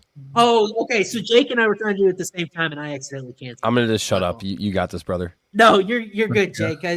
Shout out our guy Jake Noekra, by the way, who saw Nick Galanti coming before anybody, because he's always on the boots on the ground with CFFC. But our main event, we got Umar Nurmagomedov taking on Song Yadong, Matty. As high of a level as it gets at bantamweight, like, either one of these guys are championship caliber fighters. It's just who they have to go through to get it. They may never actually get there, but at the same time, we know how good they are. And Umar, of course, coming from the place that he does in Dagestan, he's minus 530. What do you think about this matchup here with Song Yadong? Your guy, you're always all over him. You were all over the finish against Davison. He's plus 360 in this spot. Is that a big enough number for you to potentially take the plunge on an upset? You know what I would take a stab at here? The plus 360 is not enough juice for me. Okay. But in China, hear me out here. Now, don't get it twisted. If I'm going to pick who's going to win the fight, I'm going to take Umar. But Song Yadong by decision is plus 800. In China, you just got to hurt him a few rounds, bro. Umar can get the takedowns eventually. But, like, if Song Yadong can have a few moments in a few different rounds, he can steal this shit on the cards, and nothing would make me happier if that happened. Song Yadong by decision in the cycle. I love it. I can't fucking do it, but you have no idea how badly I want to. What's the number? You can't tell me. The guy's obviously been through so many wrestlers now. He's been working on his wrestling defense. We see all these clips of him training with guys. Can he just land a few big shots, have some moments, stuff a lot of takedowns, and then let this be a close decision on the scorecards? Would you rather take Umar by decision at minus 155 or Song Yadong at plus 800? It's such an insane discrepancy. Like, it's disgusting, because you already know Umar's going to win a fucking decision, but you have to sweat 5 rounds of that at minus 155. I just think Song Yadong by decision at plus 800 is the most valuable play on this main event. I can't take him by sub at plus 2,500. I also don't think he can knock out Umar. I mean, he could, but Umar recovers and he uses his grappling to do it. I think there's a much better chance that Song hurts Umar but doesn't finish him versus like knocking out Umar, So I think I might take a stab at Song Yadong by decision here just because the price is so good. Yeah. Matty, you and I 100% aligned. Not the first time we're going to be. This price is ridiculous. It is completely and totally ridiculous for a guy that we saw less than 24 months ago lose to Merab Dvalishvili. Really. It's like, and I like Merab a lot, but we saw how close Song Yadong and Piotr Yan fought. If Yadong and Dvalishvili fought, I feel like Song would compete in that fight. And he's plus 360. He's plus 360. What about Mario Bautista? Mario Bautista stunned Umar. What's the other fucking bantamweight that stunned Umar? Tell me Song Yadong can't hurt Umar. He can, bro. It's not even really that. It's just we get back to the formula we saw 2 weeks ago with Ian Gary against Islam. It's like how these moments of distance against empty cage control. And that's really what Umar has specialized in, where you look, it kind of aged horribly. The fact that he wasn't able to finish Figueiredo when Song did it. Piotr Jan was way more convincing in decision. Like you look at the Figueiredo got finished by Corey Sandhagen. Like Figgy has not been fighting at a high level when he's had these top 5 fights, and Umar was his closest fight. And it's like, I understand the pedigree. Like you said, the recovery ability is insane, dude. That's the hardest part for the knockout. It's like sometimes he gets stunned, but he's never really in trouble. And that's why I have a hard time doing that as well. I love Song points here. My favorite play in this entire fight, dude, it smacked by Ian Gary. I think it's going to smack again. Song Yadong plus 9.5 points is minus 125. He's got to win 1 round and survive in China. Got to be kidding me. I mean, that is a great line that DraftKings has available right now. What would you line a Peter Yan Umar fight out of curiosity? I think you got to favor Piotr, right? Because of his anti-grappling, because of his boxing. Yeah. It's funny because you just know the line would be favored to Umar. It's just crazy. Right. I mean, virtually undefeated. Yeah. By the way, I was talking to Jason Anik on the Show Me the Money pod today. We're both taking fucking Yan against Merab. I think I got to see the number, but yeah. It's minus 170. Peter Yan's minus 170 against Merab, which I didn't know the number when we was asked the question. I figured it was going to be closer to a pick'em. I was like, oh, Yan might be a small favorite, but I just think he figured out Merab, bro. I don't think Merab's going to be able to come back from it because I just think he figured out his style. Yeah. And Yan is just so skilled everywhere. I just think Merab's aging and has been through a lot of damage, and I just think Yan is now like fully in his prime. He got past all the bullshit with Aljo and the O'Malley robbery, and everything is all in the rear view now. And I think nothing stops him at this point, like minus maybe an Umar. Like I think Umar is like his actual like a one guy that could maybe figure him out. But I think Yan beats Merab, and I would have never said that last year or the year before. I think it's his time now. Yeah, it's just tough. I mean, when Merab's style is built so much on athleticism and like horsepower, when that guy ages, so shout out our guy Russell Westbrook, but like when that guy ages, it's not like as gracefully as maybe a guy that's built on technique like Jim Miller. By the way, yeah, I'm a spoil it now. I'm going Peter Yan 3-4-5 finish this time. Whoa, the body shots, the takedown defense. He's going to put it on Merab and get him out of there this time, bro. I'm telling you. I'm going to listen to my model liked Yan. I had him a small favorite against Merab the first time, so I'm curious what it'll say. But hey, by the way, model result here, I've got Umar minus 194. And so it's like, everything based off of that. I actually don't like Song's KO number. I've got it 10-1, and it's like what? Plus 850. Yeah, I'm much more into the decision prop, like you. I think it's a longer fight. Over 4.5 rounds is minus 240. Dude, I never bust out. I haven't busted out the 5-unit whale since Jack Della. I might bust out 5 units on that Yadong point spread, dude. You tell me he's got to win 1 round and survive. I thought you said 5 points. I was like, holy shit. No. That's a nice little 40-unit smackaroo. If you grow some balls, bro, take the Song Yadong by points at 8-1 for 5 unis. It will be on the card, just not for 5 units. It will be on the card. But surprising agreement from you. I feel like we could maybe line up a banger of a main card decision parlay, dude, with Asakura, Gomes, and Yadong, dude. Can you imagine without paying? Asakura, Son, and Asakura, Son, and Gomes, dude. Bro, that would pay a fucking fortune. I got to take a look now.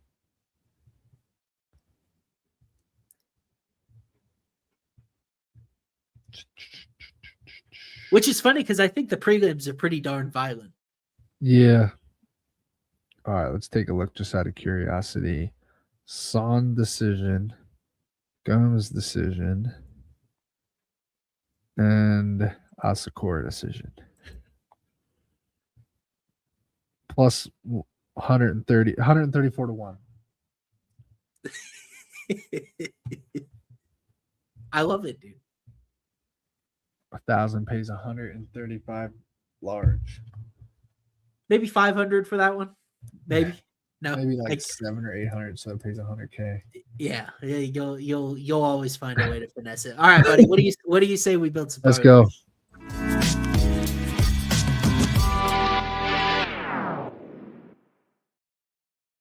Okay, so at this point, I'm thinking about just picking someone from the super chats so you get to ride that decision lay because we're still looking for a hit here. Yeah, it's been bad, bro. We got super chat parlays, Matty. We'll see if any of them are. This one's going to be a tough sell for you. Borjas unanimous decision. Perez sub. Hassan round 1 KO. I'm out on that, big dog. Good God, look at those odds. I like the creativity though. Yeah, good creativity here. Hassan KO, Ray sub, Usman decision. Umar, I assume.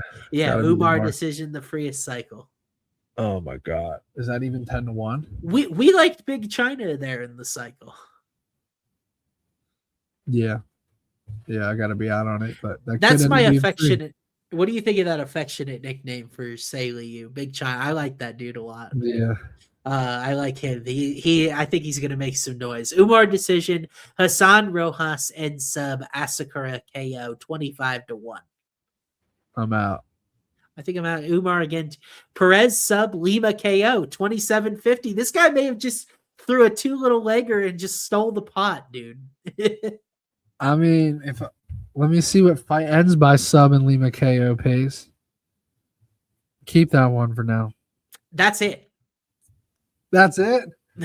Boys, what is this dog shit? What was that? 3 super chats or 4? That's 4. Oh my God, boys. That's insane. Hey, I mean, we're still open for submissions. You guys really don't have faith in your super chats at this rate. That's got to be the lowest amount of super chats in show history, chat. It is. It is. Maybe it's just a shit card to bet on. That might be what it is. I'm going to give people 60 seconds. You guys can submit some more if you want. Because I don't love anything right now. I think I got to go Andrews, but I'm going to have to tweak it if no one submits a better one.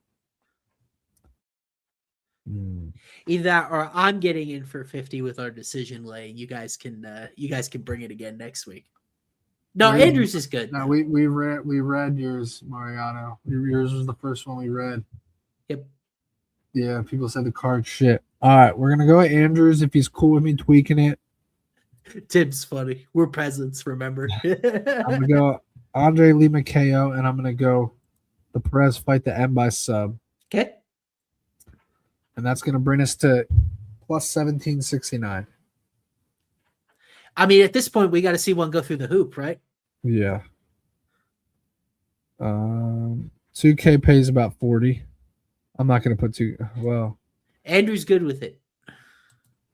I'm going to put 1,100 on it to win 20.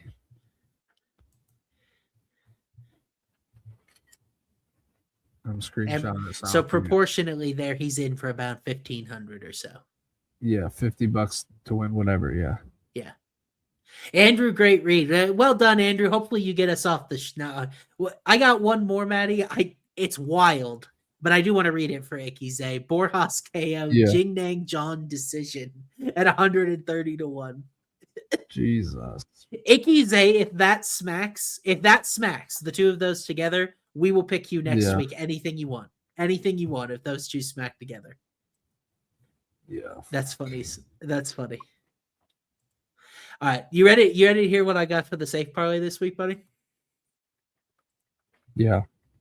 And I know it's not going to feel safe in principle, but I'm going Zhao Long money line. And I am going the Rodriguez Big China fight to not start round 3. You slap those together, it's even money. What was the second leg? Zhao Long and then the Liu Rodriguez Jr. fight to not start round 3. Nice. I like it. You like that? I like it too. I think we get back on track with I like it.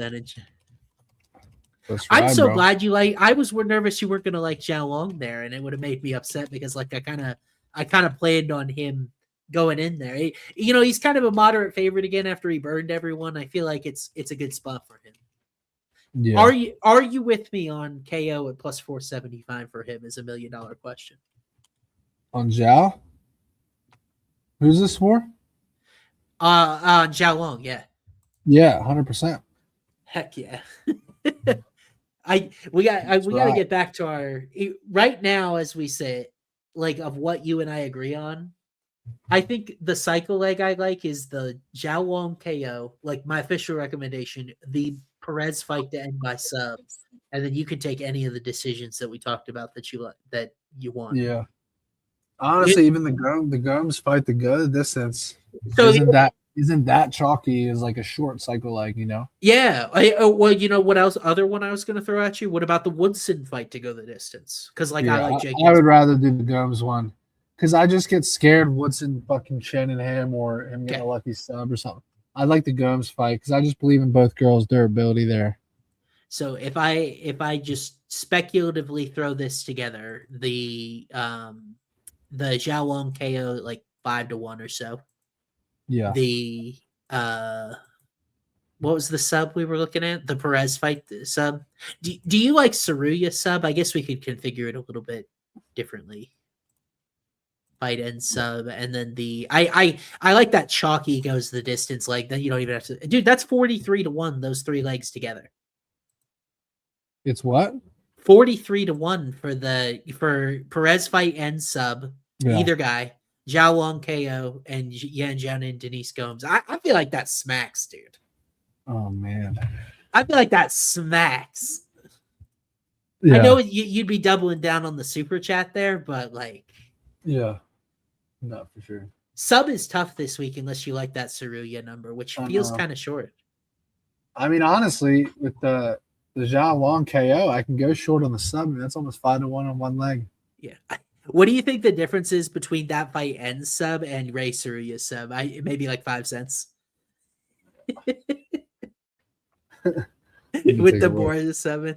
I mean, it bailed you out potentially in that oral buy fight a couple of weeks ago where we were not expecting. Yeah, but Jeremiah Wells is like an actual black belt. Like, that was just crazy. So fight is plus 125 to end by sub. Saruya sub on its own on Hard Rock is plus one. Dude. It's better. You're right. The Hard Rock fucks that up sometimes, bro. They're giving you 5 cents for having the audacity to think Borges sub. Bro, I'm glad you said that because now I might actually just take it, you know, like sure. Take the fight to end by sub, just get an extra 5 cents and get a crazy Borjas sub too. Oh. Yeah, something feels a little sketchy about the fact Borjas is such a big underdog again, and maybe he's due to get subbed. I don't know. Like, I think the odds makers are like, yo, this Ray guy is just gonna sub him early, just like he just did to who did he just sub the first round? Garule hasn't really been subbed like that easily. I think that was his first loss by sub, Garule's, if I'm not mistaken. Yeah, it was his first loss by sub. To take a guy down like that and sub him right away. Bro, I feel like I gotta go for it. And that way I can keep the fight to end by sub in the plus 475 number in another lay. Do I trust Zhao Long? That's the big question mark. What other KO would you be thinking about? Because I mean, you know what it is? It's Sean Woodson at plus 425. Oh, don't do that, dude. Jack Jenkins is a hammer, dude. Not like I want to hammer betting him, but he's he's durable. I mean, Andre Lima's the other one I would look at for sure. That's okay. Plus 2. Pilastri's not like a cycle KO leg. I like the sprinkles, but if you like Pilastri, by the way, what I could do is take Denise Gomes' decision instead of the fight to go. Yep, and go with. So if I go Ray Tesora, fight to end by sub, Long Zhao KO, Denise Gomes by points, plus 47.50. Oh, okay. Now, if I take out Gomes' points and just take the fight to go the distance, probably like 20-1. Let me see.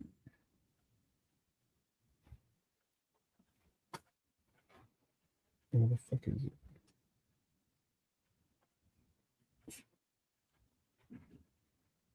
I was thinking about putting out a road to UFC play for tomorrow, but then I reverse swept Dana White's Contender Series and think I need to manage my units smartly. 17-1. What a difference that is, bro. Yeah, it was a little lower than even I thought. I mean, like picking the fighter on the cards turns it from 17-1 to 45-1.